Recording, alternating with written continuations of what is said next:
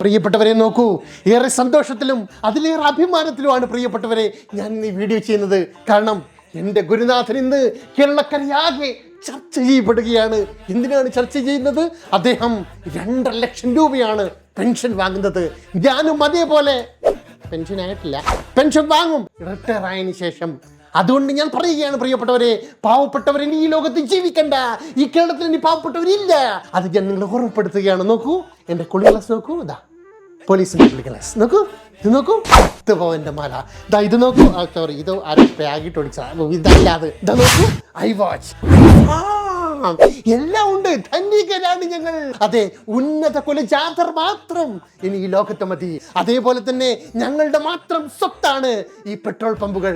ഞങ്ങളുടെ മന്ത്രി പറഞ്ഞിട്ടുണ്ട് ഞങ്ങൾ ഉന്നത കുലജാതരാണെന്ന്. അതെ, അതുകൊണ്ട് തന്നെയാണ് എൻ്റെ ഗുരുനാഥൻ അങ്ങനെ പറഞ്ഞത്. പെട്രോളിനും ഡീസലിനും വില കൂട്ടി. ഇത് എന്നെ ബാധിക്കില്ല, കാരണം എനിക്ക് 2.5 ലക്ഷം രൂപ പെൻഷൻ ഉണ്ട്. സാധാരണക്കാരെ ബാധിക്കില്ലേ? എനിക്ക് ബാധിക്കില്ല. സാധാരണക്കാരെ എങ്ങനെ ബാധിക്കാൻ? അവർ കാറിൽ പോകണ്ട, സൈക്കിളിൽ പോകണം.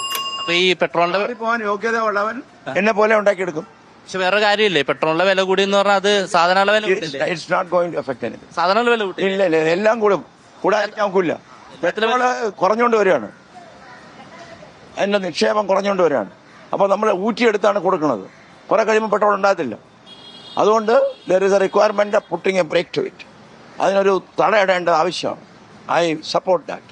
I also support that. എന്ത് വിദ്യാഭ്യാസമുള്ള മനുഷ്യൻ, എന്ത് കരുണയുള്ള മനുഷ്യൻ, എന്ത് കരുതലുള്ള മനുഷ്യൻ. ഈ മനുഷ്യനാണ് നമ്മുടെ കേരളത്തിൻ്റെ അഭിമാനമായി ഉയർന്നു വരേണ്ട ആൾ.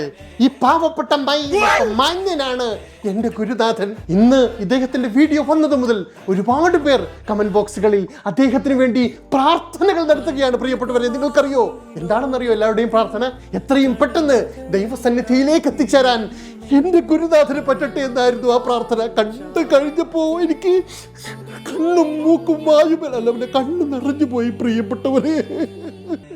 അത്രമേൽ കേരളത്തിലെ ജനങ്ങൾ ഇന്ന് എൻ്റെ ഗുരുനാഥനെ സ്നേഹിക്കുന്നുണ്ട്, എൻ്റെ പാർട്ടിയും സ്നേഹിക്കുന്നുണ്ട്. സത്യം, എൻ്റെ ഗുരുനാഥൻ എവിടെയെങ്കിലും വണ്ടി അടിച്ച് വീണു എന്ന് വിചാരിക്കുക, ആക്സിഡന്റ് ആയി കിടക്കുന്നു എന്ന് വിചാരിക്കുക, ഞങ്ങളെ രക്ഷിക്കാൻ 2.5 ലക്ഷം രൂപ പെൻഷൻ വാങ്ങുന്ന ആരെങ്കിലുമായിട്ട് വരും.